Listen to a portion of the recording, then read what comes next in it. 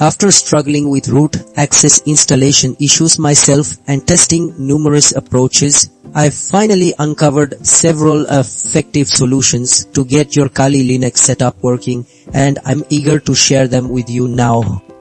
The first common problem arises from faulty installation media.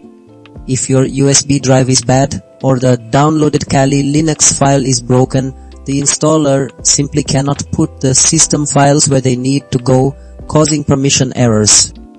Making sure your installation source is perfect is the first step. Next, we often see problems with how the hard drive is set up. If the main part of the disk, called the root partition, isn't correctly made or is too small, the installer can't build the basic structure for Kali Linux.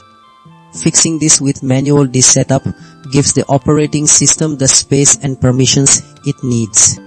Third, your computer's startup settings, like secure boot, can block the Kali Linux installer from doing its job.